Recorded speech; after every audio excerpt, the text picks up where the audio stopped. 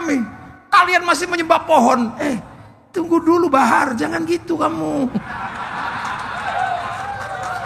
Kamu jangan gitu. Loh, kita ini kayak apa gitu. Kalau tidak ada kakek kami nggak merdeka.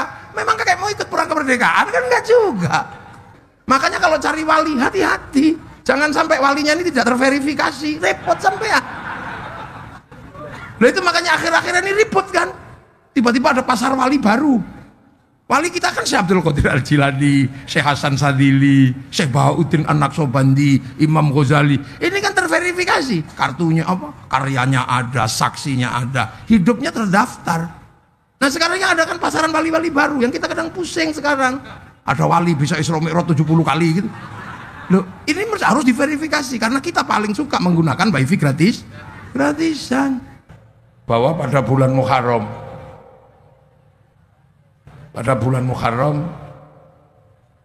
yang tadi diperingati dengan santunan anak yatim, itu adalah mengenang sebenarnya sejarah di mana keluarga Rasulullah yaitu Sayyidina Husain dibantai di Karbala pada tanggal 9 Muharram atau 9 Asyura.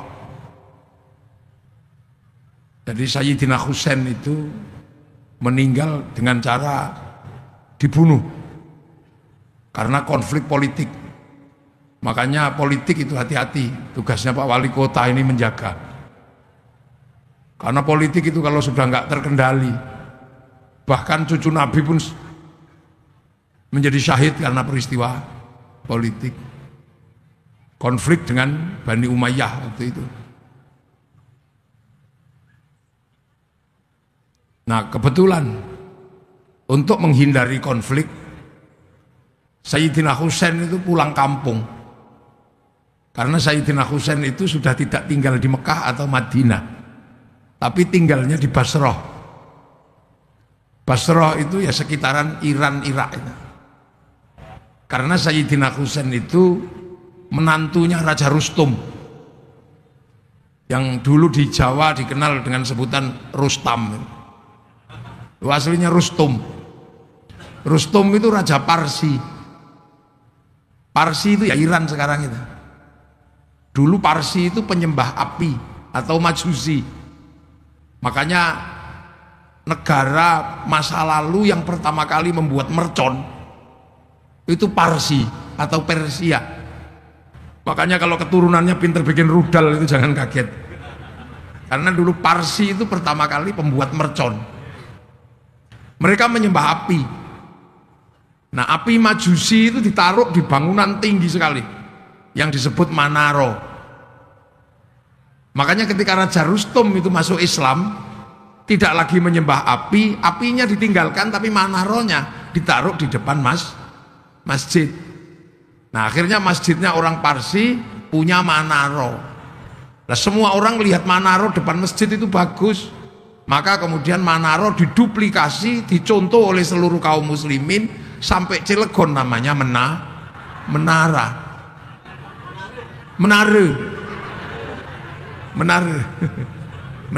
kule.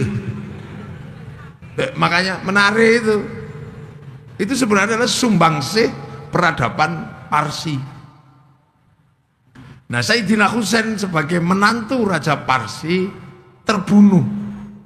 Makanya orang Iran itu yang disebut Syiah kalau berduka itu sampai melukai diri sendiri karena berduka atas nama keluarga. Jadi orang Iran itu merasa berkeluarga dengan Sayyidina Husain karena Sayyidina Husain menantu Raja Rustum.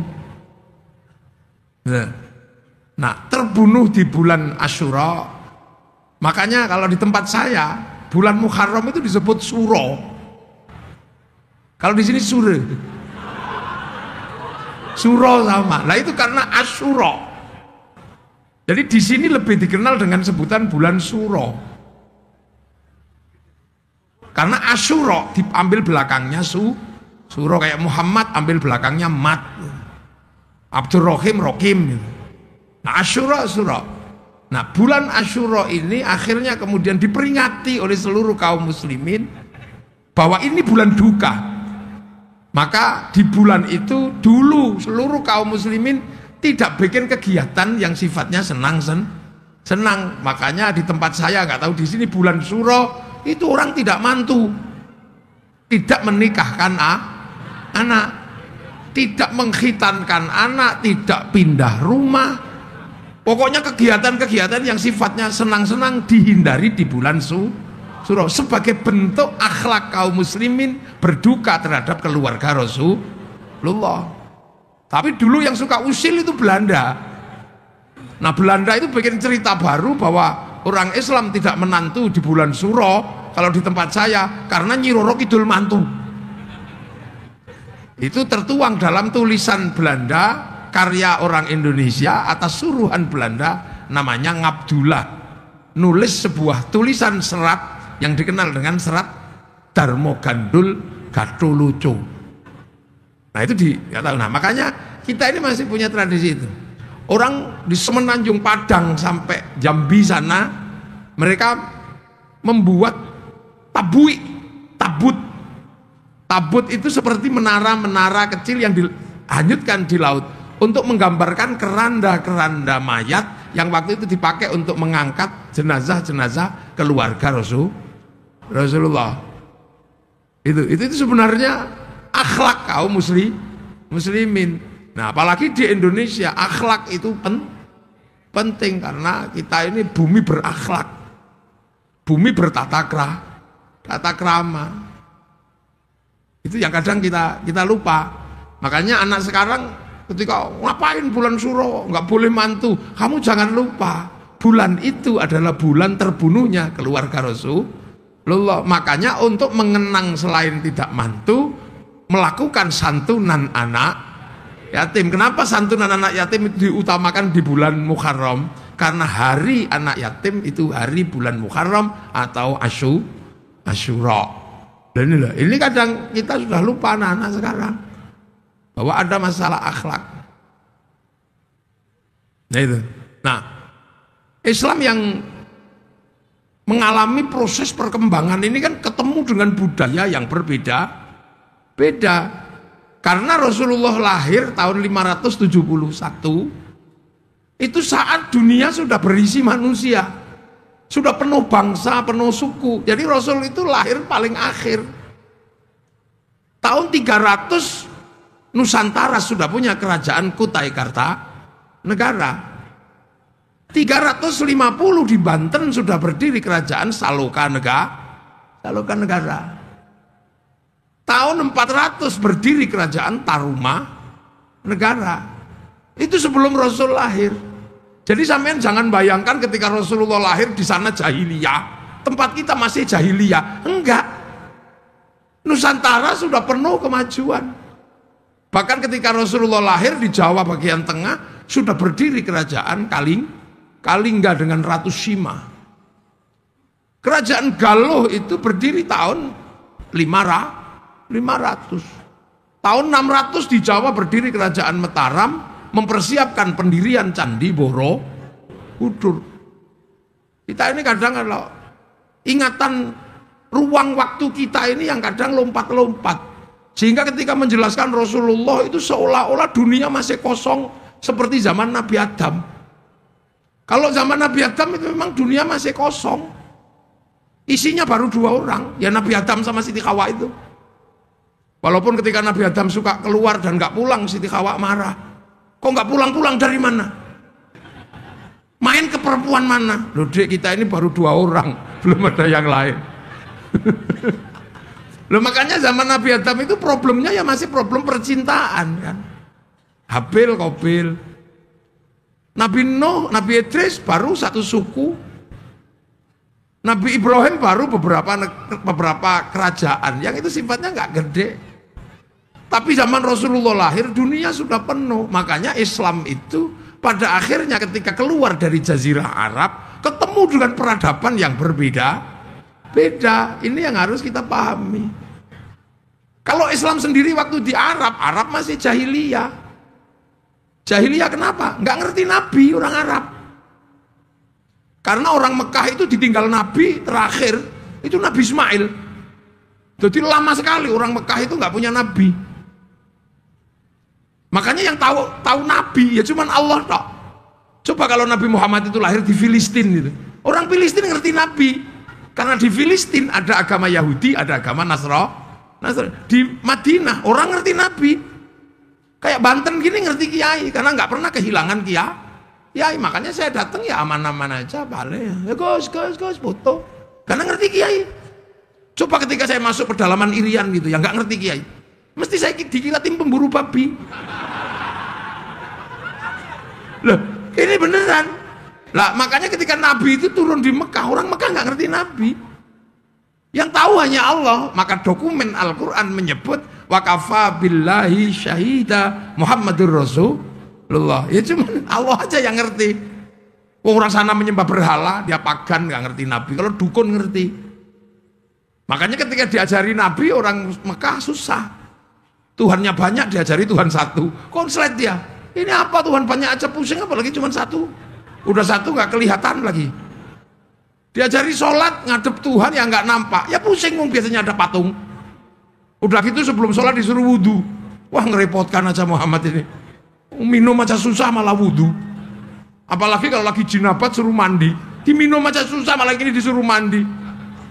Kan air jarang di sana. Apalagi jinabatnya orang Arab kan semalam bisa 8 kali. Kalau orang Serangan seminggu sekali aja untung-untungan. Lah ya kan, makanan susah. Makanan kan susah di sana. Cari hewan harus berburu. Nanem susah. Makanya orang Arab itu paling suka berkelompok. Karena apa? Berdagang kalau cuma 2 orang, habis diajar sama suku yang lebih besar. Berburu cuma 1-2 orang, nggak ketangkep itu buruannya. Memburu arnab atau apa kelinci itu, ya kecekel karena cuma 2 orang itu. Makanya mereka komunal. Saudaranya dihitung semua karena apa? Untuk kekuatan survival. Makanya orang Arab itu seneng ngumpulin saudara. Ibin sampai banyak. Untuk nginget saudara ini kalau butuh perang panggil semua, butuh berburu panggil semua. Orang sini lupa sama bin lupa. Karena sendirian bisa hidup di tengah sawah, hidup dia. Ya kan, air cari mudah, ikan cari mudah di situ, pindah situ udah hidup, pindah situ hidup. Makanya orang Arab itu nggak ada kampung kecil-kecil, nggak ada kampungnya besar, Madinah. Makanya kalau bangun jalan cepet karena cuma 1 akses. Lah kalau orang sini kan aksesnya banyak ke situ. Makanya jalannya kalau masuk kampung rusak. Karena butuh jalan yang banyak, nggak usah pusing, Pak Wali. Tak bela nih sama saya. Tuh itu. Makanya kita punya desa dusun kecil-kecil banyak. Loh di Arab itu kan itu, makanya orang Arab itu ya monoton. Dari dulu ya begitu-begitu aja. Makanya jadi kiai di Arab itu enak karena nggak berubah yang dibahas. Begitu nyampe sini yang dibahas tambah banyak. Makanya kiai sini itu lebih pintar daripada kiai sana. Asli. Orang sana bahas hewan. Dari dulu dia cuma itu. Ya unta, kambing, kuda. Nggak ada terus sampai bakasan terenggiling, laron, musang, apa undur-undur, nggak ada. Lah ya kan di sana kalau bahas makanan apa buah-buahan, ya paling ya dari dulu ya itu kurma, delima, jeruk itu. Nggak ada bakasan duren, kesemek, sawo, cipluan itu nggak ada. Ya kan ulama sana bahas hantu paling dari dulu 2, syaiton, jin. Nggak ada kayak di sini wewe gombel, genderuwo, suster ngesot, kuntilanak, mak lampir, grandong, kolor hijau. Coba itu kalau dicari nasabnya, kira-kira sampai jin apa sampai syaitan. Jadi makanya kita ini dinamis karena ketemu dengan yang berbeda-beda. Nah, disuruh puasa, orang sana pusing. Ini panas gini suruh puasa, berlapar-lapar, wah ajaran yang aneh. Suruh haji, nengok kampung sendiri gini, batu. Makanya ja'a ghoriban wa sayaudu ghoriban. Islam itu asing bagi orang Arab. Karena apa? Bertolak belakang dengan caranya orang Arab. Mabuk enak nggak boleh, kelahi enak nggak boleh, godol istri orang enak nggak boleh. Ngerepotis pergi. Akhirnya Nabi Muhammad disuruh pergi. Maka ketika mau pergi Rasul berdoa, Allahumma hdi qaumi fa innahum la ya'lamun. Ya Allah, tunjukkan umatku karena dia nggak ngerti Nabi. Makanya Al-Quran menyebut wa kafa billahi syahida Muhammadur Rasulullah. Sampai akhirnya ada orang yang percaya. Orang sana ya percaya 1 2 yang akhirnya disebut walladzina ma'ahu atau sahabat. Makanya sahabat itu ya orang Arab. Namanya Abu Bakar, Umar, Utsman gitu. Itu namanya sahabat karena Rasul orang Arab. Nggak ada sahabat itu Robin Shah itu nggak ada. Iya kan? Nggak ada Prabowo itu nggak ada. Mana ada? Ya itu. Terus ketemu sama orang yang nggak terima, namanya orang kafir. Orangnya ya sama Abu Jahal, Abu Lahab, namanya ya itu. Nggak ada orang kafir yang namanya Mukidi itu ya nggak ketemu. Nah ini bentrok di awal. Sampai akhirnya terjadi rekonsiliasi. Ruhama'u bainahum tarahum ruka'an sujada yabtaghuna fadlan minallah wa ridwanan simahum fi wujuhim min atharis sujud. Semua tidak ada yang lain selain mencari ridho Allah. Loh, sampai akhirnya disebut di situ Islam itu dzalika mathaluhum fit Taurat wa mathaluhum fil Injil kazar'in. Islam itu seperti digambarkan seperti tanaman. Maka keluar dari jazirah itu ada yang nanam. Nah yang keluar ke Parsi dibawa oleh Sayyidina Husain. Yang keluar ke Eropa dibawa Tariq bin Ziyad. Yang ke Cina dibawa Sa'ad bin Abi Waqqas. Nah yang ke Afrika dibawa sahabat Salman, sahabat Bilal. Jadi Islam itu yang nanam beda-beda. Bibitnya dari mana? Rasulullah. Sampai akhirnya ditanam di Nusantara. Makanya kalau di Jawa itu ada tembang lir-ilir tandure wusu. Tandur. Tanaman itu pakai bahasa Al-Quran itu tandur. Sing nandur siapa? Ya para wali. Karena kedatangan ke sini, ini daerahnya Majapahit, daerahnya Pajajaran, daerahnya Sriwijaya. Peradabannya sudah sangat maju. Majapahit sebagai penguasa terbesar Nusantara sudah punya slogan Bhinneka Tunggal Ika. Di sana masih diajarkan lakum dinukum. Sini sudah Bhinneka Tunggal Ika. Loh, ini pelajaran besar. Makanya yang datang ke sini nggak mungkin orang sembarangan. Nggak bisa orang sembarangan. Makanya kalau ada yang menyatakan Islam di Nusantara diajarkan, disebarkan oleh saudagar, itu nggak mungkin. Saudagar itu kalau menurut orang Hindu kastanya sudra. Sudra itu nggak boleh ngomong agama. Yang boleh ngomong agama itu otoritasnya Brahmana, kasta nomor 1. Jadi agama dari dulu di sini itu kelas 1. Walaupun raja kalah sama Brahmana. Walaupun punya tentara, punya pasukan, kesatria kastanya para raja, nggak boleh ngomong agama. Wisya pegawai, nggak boleh ngomong agama. Apalagi sudra, petani, pedagang, mau sekaya apapun petani, pedagang, ya sudra dia nggak boleh ngomong. Nah di bawahnya ada orang hidup tapi nggak mau kerja, minta-minta tok, namanya paria. Nah di bawahnya paria ada orang hidup tapi nggak mau minta, tak malu, ngutil, ngentit itu apa? Tapi kecil-kecil, dikit-dikit itu kastanya kuca. Makanya kalau yang suka ngentit bansos itu kuca.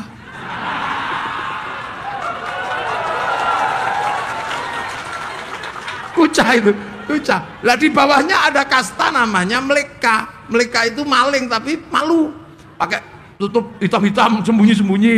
Itu meleka. Nah di bawah meleka itu ada kasta candala, begal, berani gini.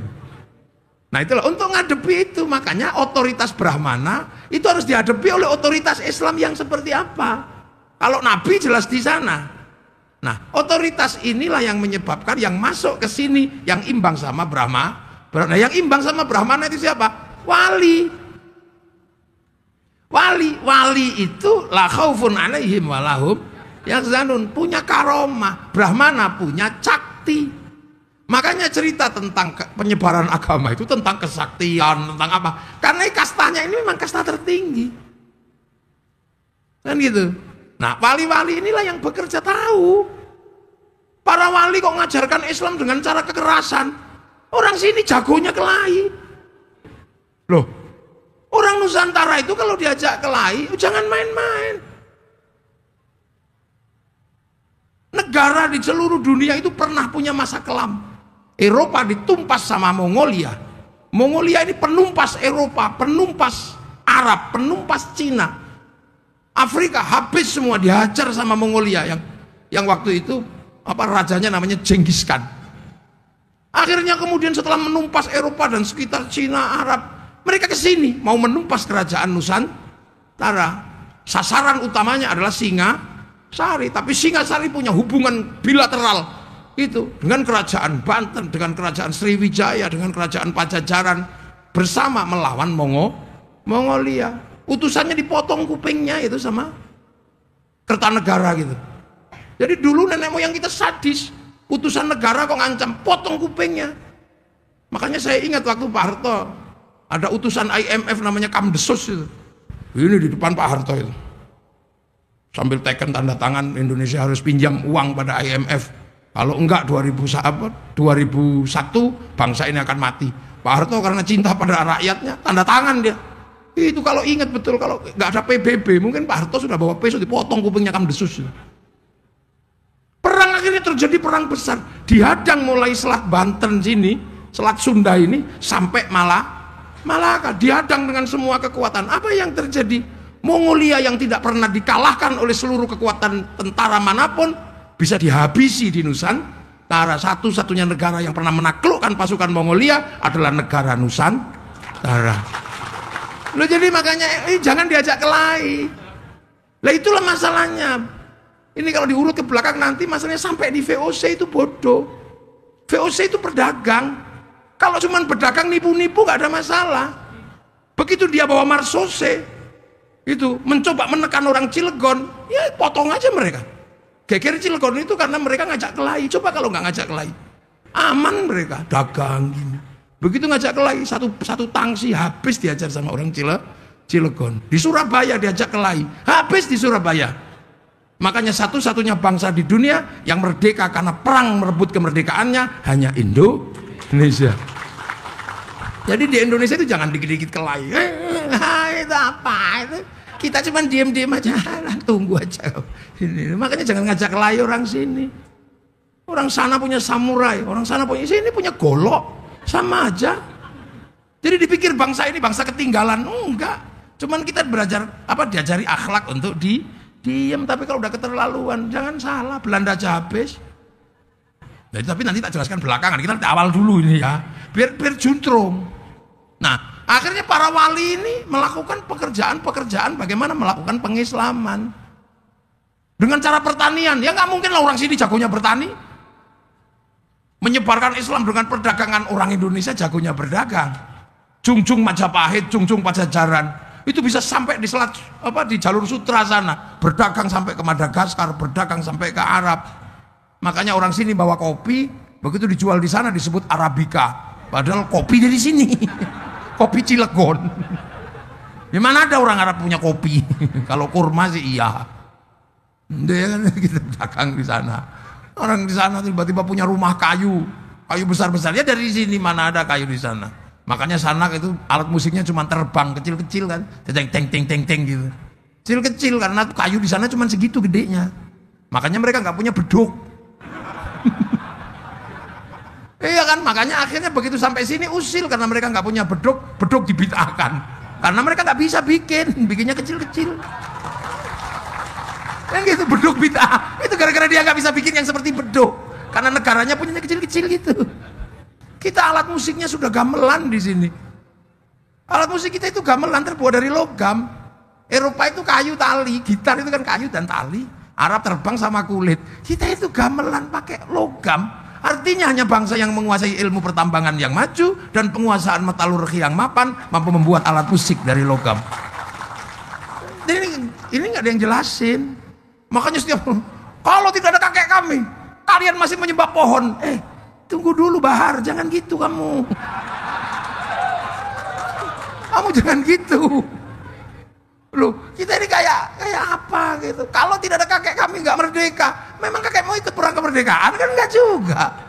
Loh, ini kita dudukkan dulu persoalan. Kita ini sebuah bangsa. Kita punya negara. Kita ini nation state.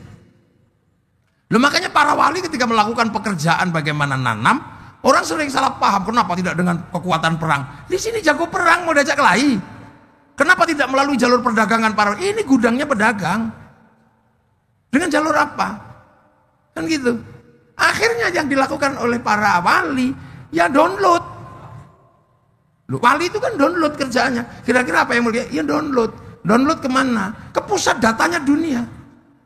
Dunia ini kan punya pusat data. punya cloud. Apapun yang ada di dunia ini datanya ada. Orang Yunani menyebut kotak Pandora. Orang Yahudi Nasrani menyebut tabut Sulaiman. Orang Jepang menyebut kantong Doraemon. Nah kita menyebutnya Lauhil Mahfuz itu kan cloud, pusat data yang Nabi pernah nengok ke sana. Loh makanya kalau sampean pengen tahu dunia itu gambarnya seperti apa, ya sampean harus download, browsing. Makanya para wali itu kalau pengen sesuatu, browsing, download. Qalu rabbuna Allah tsumma istaqamu tatanazzalu alaihimul malaikah alla takhafu wa la tahzanu. Qalu rabbuna Allah tsumma istaqamu, download gini, ya Allah Allah Allah Allah Allah Allah. Ada yang 3 tahun. Si Abdul Qadir itu download 25 tahun di padang pasir. Pakai wifi-nya Sesiri As-Sakoti. Loh ya ini dunia. Loh sampean itu prosesnya di langit ke-7 itu. Ya Allah ya Allah ya Allah, ya Allah. Download. Makanya wali-wali itu punya paketan besar karena tahu gambarnya, makanya nggak takut apa-apa. Ya Allah ya Allah ya Allah, ya nggak tahu. Lah sampean kan nggak punya, kalau diajak download langsung tidur. Yalah yalah yalah. Yalah ya. Makanya kita ini nggak punya paketan. Makanya tadi Yai mimpin tahlil itu sesungguhnya kan proses share it. Loh ini kan proses share it, proses tethering tadi itu. Loh, manusia itu seperti handphone. Handphone itu hidup kan karena ada kartunya. Ya kan, kartu itu kan didaftarkan di satelit. Satelit punya program dan paketan. Makanya kartu itu bisa hidup karena menggunakan paket satelit. Tinggal menggunakan provider siapa? Telkomsel atau XL atau Indosat. Semua Indosat itu kan paketannya ngambil dari sana semua. Terus kemudian kita beli paketan, akhirnya handphone kita hidup, terus kirim foto, kirim gambar, kirim apa. Yang penting punya wifi. Lah kalau nggak punya, cari wifi gratisan kan. .co.id, pergi ke warung, kirim gitu. Lo kan sama manusia kan. Manusia ini kan terdaftar di sana. Alastu birabbikum qalu bala syahidna. Didaftar di Lauhil Mahfuz, terus dikasih paketan. Nyawanya sekian, rezekinya ini, suaminya ini. Kan gitu. Makanya kalau paketannya habis ya kick, udah selesai. La yastakhiruna sa'atan wa la yastaqdim. Terus akhirnya ini apa? Ruh ini setelah dapat paketan di sana dikirim ke sini, fanfukhur ruh. Terus dimasukin casing. Dimasukin ke raga ini. Raga kan produksi sini. Ya kan? Buatan sini. Tergantung siapa yang buat. Kan gitu, dari makanan orang tuh tua. Makanya kalau diproduksi di Eropa ya casingnya tinggi besar, rambutnya merah.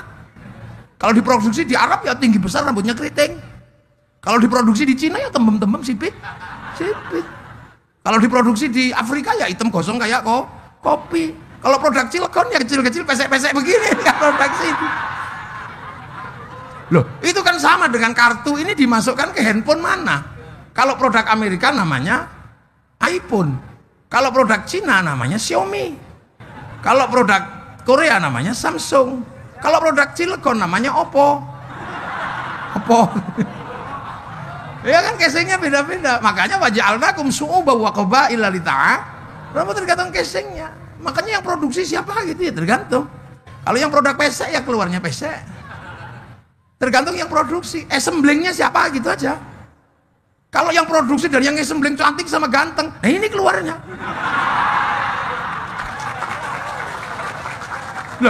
Nah makanya ruh ini terdaftar di satel.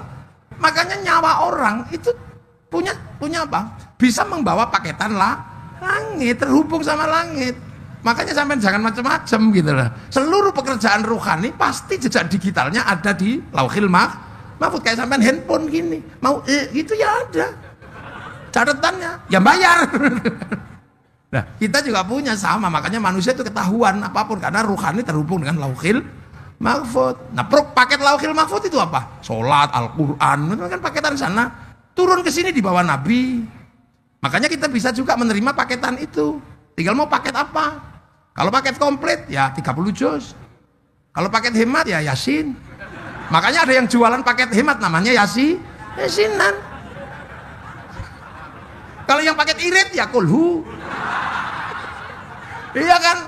Kayak toko kecil ecerannya namanya tahlilan. Lah ya tinggal terserah itu paket kecil-kecil ada.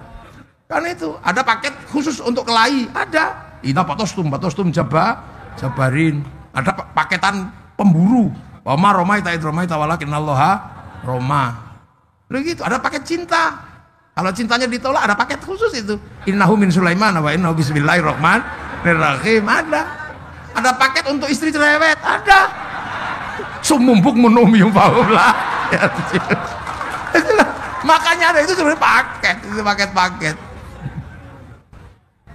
Lah itu makanya kan kita ini bisa kirim kan, kirim Fatihah, kirim sesama kartu. Maka orang-orang itu bisa kirimi doa, kirim Fatihah kalau punya wifi.